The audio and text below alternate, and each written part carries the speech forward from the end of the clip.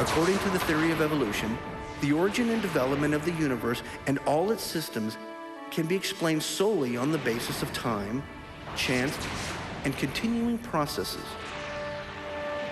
All living things have arisen from a single-celled organism. A second and opposing worldview is the concept of creation. According to the theory of creation, everything in the universe has come into being through the design, purpose, and deliberate acts of a supernatural creator. That means this creator created the universe, the earth, and all life on earth, including all types of plants and animals, as well as humans. On today's edition of Origins, we'll talk about the age of the earth from a biblical standpoint.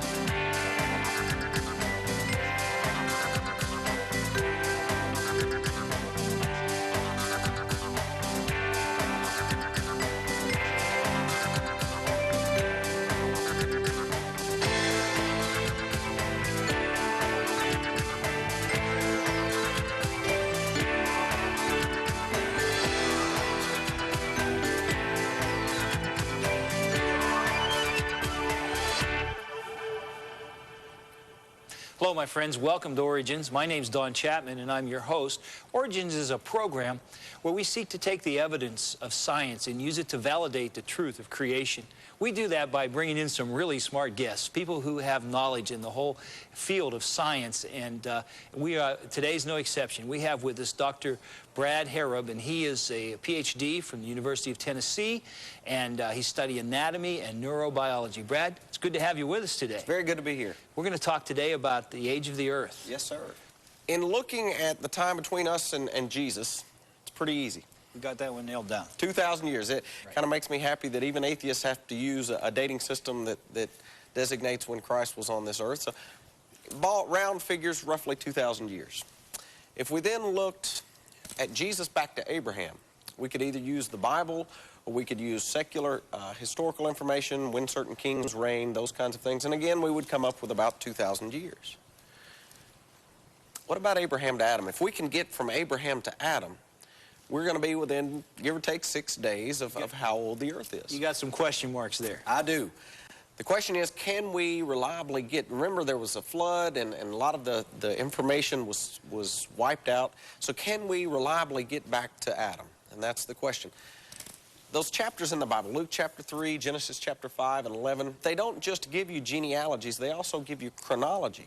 That is the age of the fathers when they died and when sons were born.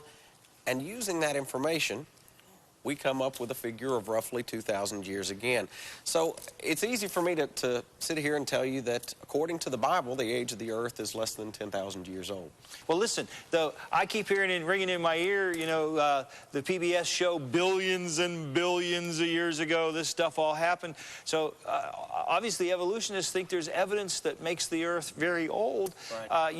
You've said the Bible says. What does science say? Does it seem to indicate there could be a young earth? Let's look at some of the scientific evidence. What I want to do, I'm going to put on the screen several different, what I call easy evidences that the Bible's young. Okay. And then we're gonna walk through each one of them. Let's do that. We're going to start with Niagara Falls. Niagara Falls, prior to the 1960s, it was eroding back at a rate of about 4.7 feet a year. And I think you can see on this particular slide, it shows the various points at which the falls were. As the water would go over, it would actually wear away the edge of the falls. And it did it at a pretty consistent rate. Exactly. All right. Exactly.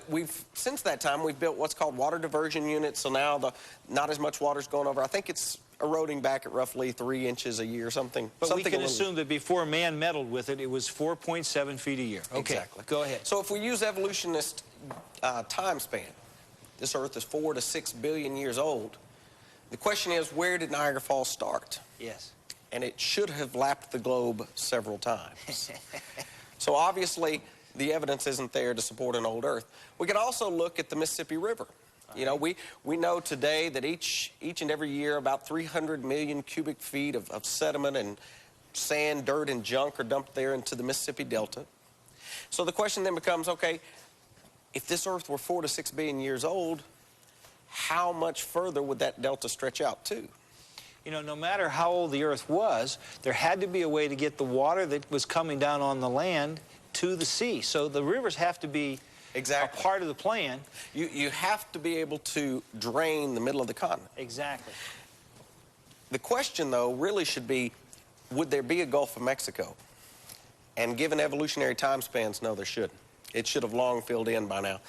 As you can tell from the screen, millions of years of accumulation, no, even without Noah's flood, we have less than 10,000 years of sediment there in the Mississippi Delta. Another is polystrate fossils. Polystrate simply meaning going through many different striatal layers. Here on the screen, you see several polystrate trees that transcend varying different layers. The idea that the tree would just stand there for millions of years while those layers of dirt formed around it doesn't seem to make sense to me. Exactly. You know, they tell us, they look at the Grand Canyon, they say each one of those layers was put down over millions of years. And yet, you know, how are you going to take a tree? In one case, we have a whale. All these different fossils that transcend 2, 3, 4 different striatal layers. And yet, they would be in favor of then a catastrophe that put the layers down very quickly rather than slowly over millions and billions of years. Exactly. Yes. Exactly. Also, speaking of the Grand Canyon, you know, they tell us that the canyon was cut by that river over millions of years. Right. And yet I've been to the canyon, and I don't know where the dirt is. You know, if you think about it, ask them, okay, if that river really did cut the canyon, where's the dirt? Now, as a creationist, as a Christian, do I have an answer for that? Most definitely. And the answer is? The global flood. Yes, that's right. Moving on to population statistics. You know, we know today that here on the Earth, we've got roughly 6.4 billion people. We also know, we've been taking the census long enough to know that the population doubles about every 35 years. So 35 years from now, we'll have roughly 12.8 billion people on this Earth. But we can also use that information to extrapolate backwards. Sure. So if we do that, if we know that right now we've got 6.4, and we extrapolate backwards, we should be able to come to a time in which there's very few people. And when we do that, we're going to come up with a number of roughly 4,500 years ago.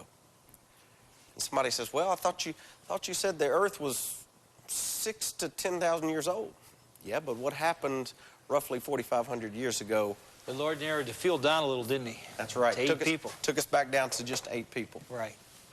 And so that model fits perfectly with what the Bible teaches us. Exactly. Okay. Very much so. Also, we can look at the world around us. You know, according to evolutionists, we have different layers. We have the Carboniferous, the Cambrian layers. I bet you were probably taught things like coal were laid down literally 250 million years ago. Well, now, that's something I was, you know, my grandpa was a coal miner, and his father came over from Wales because western Pennsylvania, where I live, is a good place to dig coal. And so we studied coal a lot, and we learned it took a long, long time, millions of years, to make coal. Doesn't that prove the Earth's old? That's what we've been taught. Yeah. And, you know, if I were to mention the word coal, lots of people immediately think of, okay, old Earth, lots of vegetation, it takes lots of heat, lots of pressure over millions of years. Right. And yet the truth of the matter is, we can make coal, as J.D. Saxby admits, in just several years, or realistically, even in laboratory settings, in just a few months. Now, all of those other 3 things you had up there are true. It does take a lot of vegetation. It does take It takes heat. That's right. And in fact, it takes approximately 6 feet of compressed vegetation to make a single foot of peat. It then takes about 6 to 8 feet of compressed peat to make a single foot of coal. So it does definitely take a whole lot of compressed vegetation. We know it takes heat. We know it takes pressure. Guess where one of the largest coal reserves on the planet is today? You tell me. Antarctica. That's fascinating. So, you know, it How'd tells it us... get And it tells us that Antarctica has not always been that frozen, barren wasteland that we were told. Something's changed. J.D. Saxby put it this way. He said, in many geological situations, much longer time intervals are available, but evidently the molecular mechanism of decomposition is... Do you see what he said there at the beginning? He said, I'm still an evolutionist. You know, I believe much longer time intervals are available.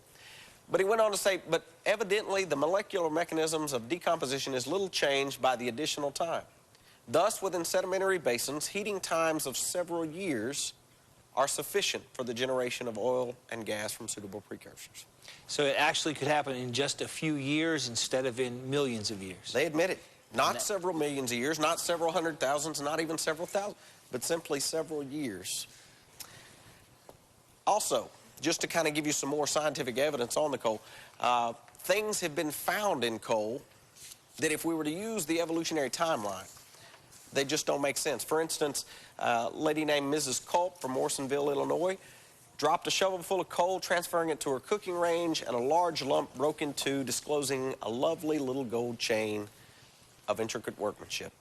So that means that when coal was formed, there were people there making things that are still around today. So exactly. That doesn't fit in evolution. So coal isn't a proof for an old Earth. Exactly. By any stretch. When you can have gold bracelets and iron pots and even human footprints found in coal, that pretty much just wipes away that 250 million years that evolutionists have taught us. What else is there that you got for us that would indicate the Earth's not that old? Let's look at some of their other dating schemes. Okay. On the screen, you see what's called a trilobite. It's a little critter we believe to be extinct. It's kind of shaped like a horseshoe crab. And according to evolutionists, this guy is one of the oldest of all creatures. They Way date down him at the beginning of the whole evolutionary exactly. chain. They date him Okay. roughly at 500 to 600, as you can see here on the screen. Million years 500 ago. to 600 million years old. Here he is right here at the bottom of their geologic column. You know, we have the dinosaurs here. The mammals are coming in at this point. Clear back in Cambrian. And yet Mr. Trilobite's way down here at the bottom. Okay. So, according to the evolutionary theory, man didn't come along until about 3 million years ago. And yet, in 1969, a fellow by the name of William Meister, he was in Antelope Springs, Colorado. He was scaling up a rock wall. He was looking for trilobites. He was tapping them open. He was surrounded by friends who witnessed this particular event. He tapped open a rock, and lo and behold, he found a trilobite embedded in the sandal print of a human being. That's incredible. You know, I've actually had the pleasure of seeing this particular fossil. They took it out of a bank lock box for me, and I have to tell you, it's a sandal print. It's a sandal print, and it's a trilobite. Exactly. You can actually see the stitching on the actual sandal. You know how a lot of men that wear their shoes on the back heel? So did the owner of this particular pair of sandals. So here we have evidence of humans existing with the trilobites, and yet the evolutionary theory is telling us these guys were around 500 to 600 million years ago. Now, just for frame of reference, where would they put human beings? Roughly 3 million years ago. So there's we're 500 million years discrepancy separation. here. Yes. Exactly. Just doesn't fit. Exactly. Also, talking about these guys, you know, according to the evolutionary theory, we went from simple to complex. You know, they place humans at the very pinnacle of all this, and yet the trilobite eye is much more complex than yours and mine. They have an optical doublet with a refracting interface in between. They actually have a dual lens system. Ricardo Levi said, he put it this way, he said, in a final discovery that the refracting interface between the two lens elements in a trilobite's eye was designed in accordance with optical constructions worked out by the very best scientists in the mid-17th century. It borders on sheer science fiction. Wow. So, here we have a creature that has an eye that's more complex than ours, and yet, according to the evolutionary theory, we don't come along for another 500 million years. The simplicity to complexity model just does not work, does it? That's right. That's right. And I mean, this is pure proof that this whole idea of simple to complex Just doesn't fly. It's actually, the better way to think of it would be maybe de-evolution. You know, maybe we're de-evolving. But that's not the only thing. We've also got other evidences. For instance, this particular fish is called a coelacanth. What I want you to notice on this particular creature is his front fin right there. All right. As you can see, he's kind of got a lobed front fin. Evolutionists taught that this was the creature that got us up out of the water. He actually used that front fin to crawl out onto the banks, and aren't we all thankful for Mr. Coelacanth? Yeah. The truth of the matter, let me show you where they date him so that you can kind of get an understanding. They put him at about 400 million years ago. Okay. Right here. Again, we've got mammals up here, trilobites way down here, so he fits roughly in the middle, right before the dinosaurs. Here would be where the dinosaurs are fitting in. What they told us was that the coelacanth was a shallow water fish. He used those front fins. He walked out onto the water. And yet, as you can tell from this particular picture, he's not a shallow water extinct fish. That young lady is not 325 million years old. She's definitely not 325 so million that fish is, now the trilobite is extinct today. We believe so, yes. As far as we know. Right. But this fish is a fish that is they're out there in the water today. They are definitely alive and well, living off the coast of Indonesia. Fishermen have been catching them for many, many years. They didn't know their scientific name. They thought they were junk fish. What they really found was, you know, instead of it being a shallow water fish that took us on land, this is a very deep water fish. Right. And so they have found that this particular creature was not a link index fossil back to 300 million years ago. Well, Brad, we got to take a break right now. Stay with us. Dr. Brad's going to come, and he's going to sum this up for us, and you're not going to want to miss it, so don't go away. Creation versus evolution, you weigh the evidence. 3 trillion humans, that's a lot of people. Evolutionists tell us that man became truly human about 1 million years ago. With some simple calculations, the total number of people living on the Earth over the past 1 million years should be about 3 trillion. Where are all these people buried? And what happened to their bones? There should be evidence all over the Earth that massive numbers of people have lived over the past 1 million years. But we don't find it. Why not?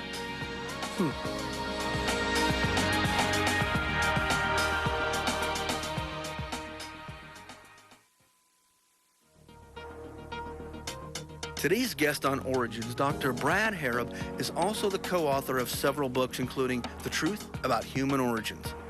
If you have an interest in the creation-evolution controversy, you'll definitely want The Truth About Human Origins for your personal library.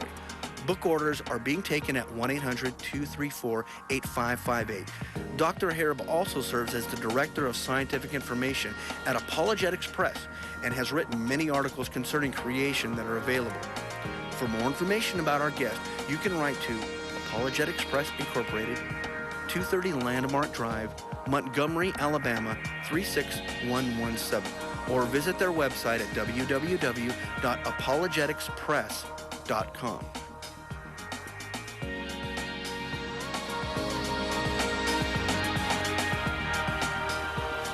Hi, friends. Welcome back to Origins. I'm here today with Dr.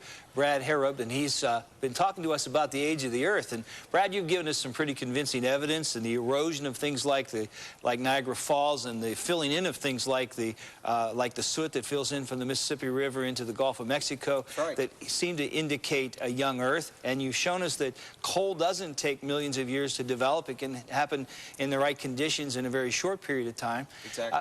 But, you know, everywhere we go in our country, we go to a national park, we go to things like the famous caves in our country, you see all these signs that talk about millions and millions of years. Let's suppose we're visiting one of those famous caves and all those stalagmites and stalactites. Don't they take millions of years to develop? That's what they've told us. Okay. As a matter of fact, I've got with me here on the screen an example of exactly what you're talking about, and that is simply, you know, over tiny drops of water over millions of years. This particular one says that this unfinished symphony was started 250 million years ago. And yet, as you can tell from the next slide, that's the Lincoln Memorial. How many millions of years ago was it built? 1922, and as you can tell, there are stalactites hanging from that. We've got other examples. This is a picture from a lead mine taken in 1987, and I don't know if you can make it out or not, but there are actually stalactites coming off of the switch sign there. Wow. And that's 55 years that it's developed all of those. Exactly, So. exactly. One of my favorite images is this one. This is a stalagmite with a bat encased in it.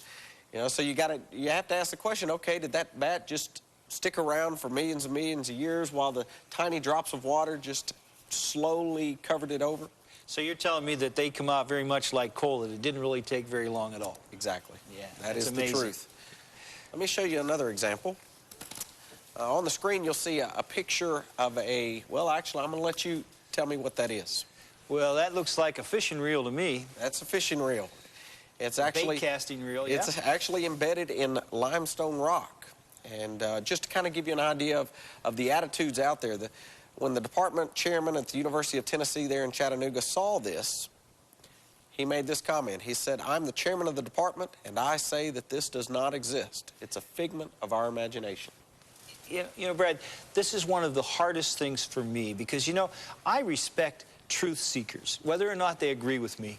If people have character and people have a desire to know the truth, then I'm thrilled to be in dialogue with them. Exactly. But this sort of reminds me of when we're going back to the fossil record of man, and we talk about putting pieces of different, you know, animals together to make a fossil and filing down teeth and Exactly. hiding skulls under the floorboards. And here we're looking at objective evidence and saying this evidence doesn't exist. Right.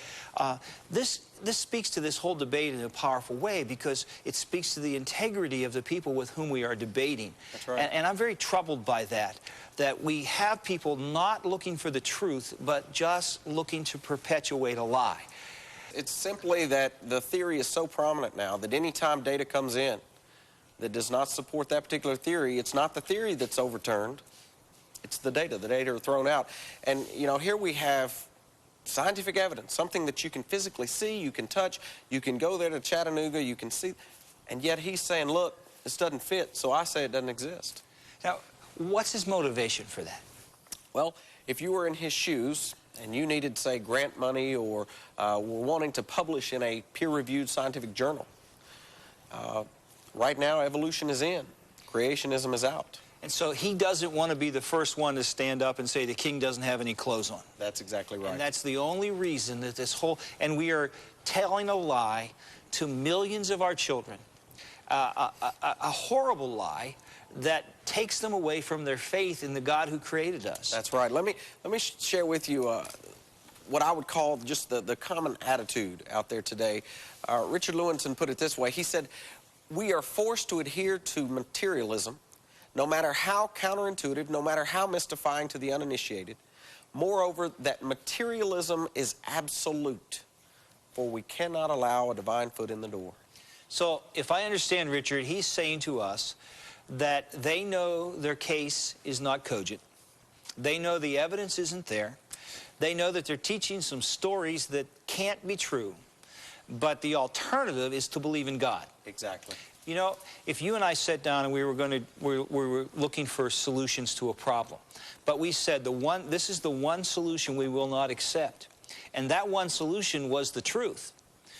It wouldn't matter how many other solutions we look for, we would never find the truth if we had rolled it out ahead of time. That's right. That's the tragedy of what's being taught in our schools, isn't it? That is, and you know, this kind of an attitude, you look back at the founding fathers of this country, this attitude is new, it's pervasive in our society today, and yet it has absolutely nothing to do with how our country was originally established. It's particularly tragic in America because this country was founded by a declaration in which the authors of the Declaration said that we've been endowed by our Creator That's right. with inalienable rights. And so America was a land founded by creationists. That's right. For creationists, A for the people- Christian worldview. It was a people who believed in the God of the Bible.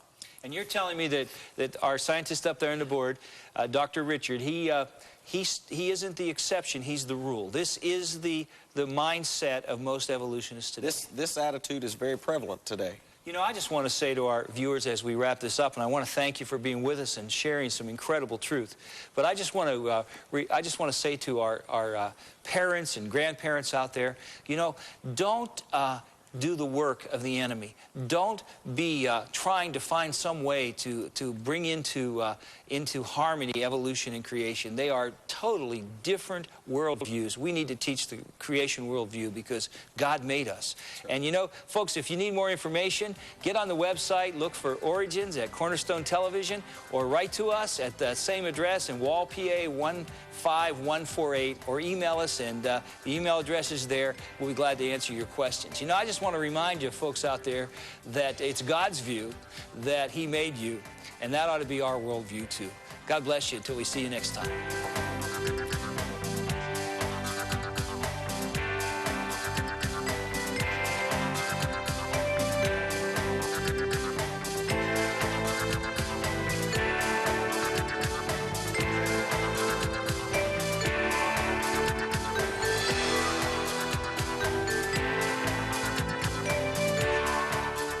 Thank you for watching this edition of Origins.